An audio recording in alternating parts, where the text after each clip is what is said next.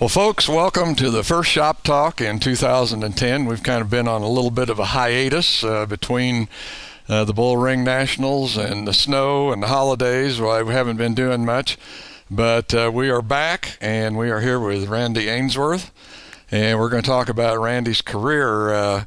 I guess the way we could sum it up, Randy, would be go-karts to ARCA.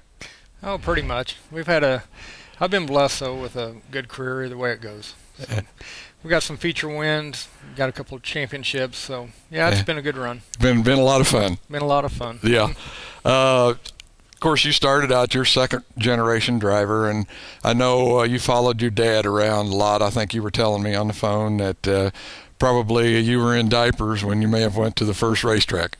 Oh yeah, that was probably at Riverside. You know, he ran at Riverside and Sedalia and Olympic and just Marshall, just all the dirt tracks, you know, and it was good. You know, there was nights he'd win, you know, the heat race and the trophy dash and the feature, so that was cool. Yeah. We got pictures of that and everything, so it was fun.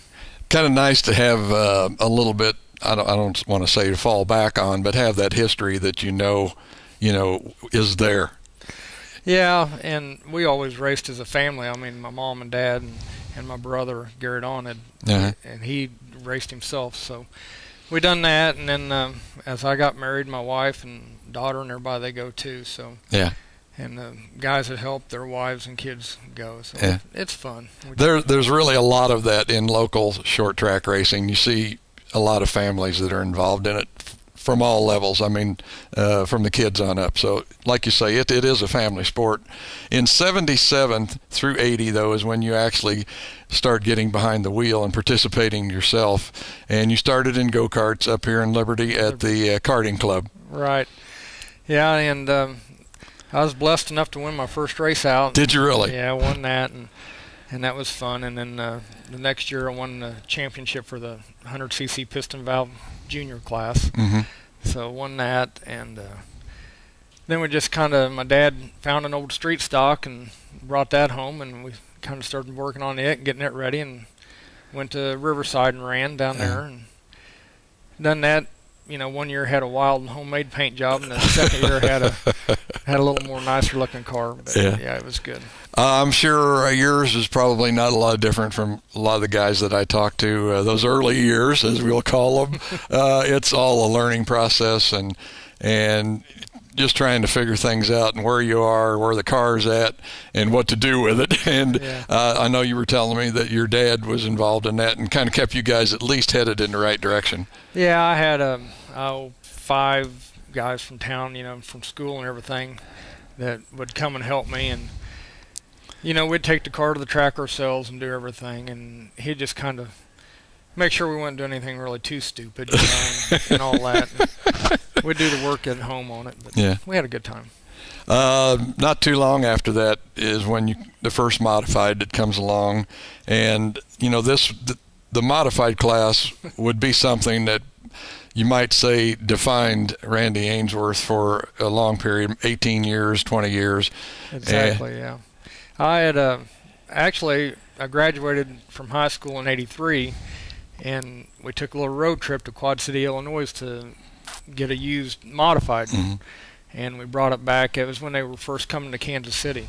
So, you know, it had the old Pinto steel body and all that. And so that was really cool, you know, and to get a graduation present like that was all right, too. I was going to say, there's nothing wrong with that. A lot of kids would just like to have a street car, let alone a race car. So, good deal. We done that, and then wore that car out, you know, pretty much, and sold it off, and then bought a newer car from Jerry Cooper, and bought him out, bought him turnkey, you know, motor, transmission, trailer, tires, everything. And we bought that car in the afternoon and went home and got my wife, and we went racing that night. No need checking it out to make sure all the bolts are tight. Let's just take her out there and run her, huh? Yeah, we went racing. I presume, though, buying it from somebody like that you knew things were pretty well in order. Yeah, Cooper's always ran a good racing team anyway, so it was a good car. From what I understand, now this was still on dirt at Correct. at Riverside. Right. We ran I'd go up to Savannah and run some up there. That's a neat little track to run at. And would go down to Adrian and run, because I was working nights. So I was racing Saturdays and Sundays, and then on the holidays when we was off, or I'd take a vacation day on Fridays, and we'd go up and race at Savannah. So that's kind of where that deal went. I think there's a bunch of us kind of missed that track. It was fun to go to. That was a neat track, and I enjoyed it a lot. I had some pretty decent success up there. You know, we won a few races and everything, and pretty competitive. So we had a good time up there. Okay. Another, what you might call change in your career is, from what I understand, you bought a new dirt late model, and you ended up going out to I-70 right after they had transferred it back to asphalt, or taken the dirt off, however you want to say that. And you made a decision more or less that night that you wanted to run asphalt. Yeah, it was a modified. Or modified. It was a new modified, new Harris modified. Ran a couple of dirt shows with it, and my wife and I went down there on a Sunday afternoon. They were running the IMCA cars on the asphalt, and we just really liked it and enjoyed it. And so I got with Dave Jensen, and we converted that car over and got it prepared for the next season to run. And we ran weekly down there with them cars. Of course, that didn't last too long, because then, you know, like Fred over there at FRE, they started making all them real asphalt cars. Real asphalt cars. Now, what year was that? It was probably 90. 90, okay. So it really didn't take you very long, though, because from 91 to 95, the success starts to come for Randy, and you win 24 features. And is it one championship or two championships at I-70? Two championships. We have 1995 and 2001. Okay. So, you know, we were blessed with two championships, and like I said, 24 feature wins. Always, every week, you know, I think most of the time we're in the top 5. So had a good fan base behind us. That was cool. And it was I-70 in their heyday. I-70 was awesome. And like you say, 30 cars would show up. 30 cars every week. It was great. You know, when you're coming down for a green flag, I got pictures in the house of some nights when you didn't qualify real good, you know, and you're starting in the back there in turn 3 when they're, at the start-finish line. So anyway, but that was a good run down there. We had a lot of fun. Okay. So it wasn't too long after that, though, that you get a call from Norman Benning, and also kind of take you in a new direction. Tell us a little bit about who Norman is and what happened with that situation. Yeah, Norm had come to run Kansas Speedway. He runs the ARCA series, and he brought 2 cars, and his driver wasn't able to make it, his backup driver.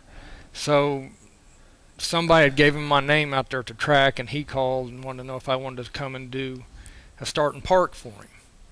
And this was like on Tuesday, and I had to be there and get qualified and everything by Friday. But so we went ahead, and I said, yeah, I'll do it. And so we did that, and I think I went about 3 other times with him, doing some start and parks around. So that was fun. And then we decided we were doing pretty decent, so we thought, well, let's try to buy our own car. We did buy a car and had a good time with it, but we just couldn't afford to run it. We campaigned our own car and team in '03 and finished 11th out of Kansas and made it as high as 9th there for a while and kind of faded back. But we had a good run out there. Yeah. That had to have been just a lot of fun. I mean, you can't get any more center stage than that. And I think one of the remarks you made to me is like at the driver introductions or whatever, and you hear that over that public address system, Randy Ainsworth, and the crowd responds. That had to be tremendous.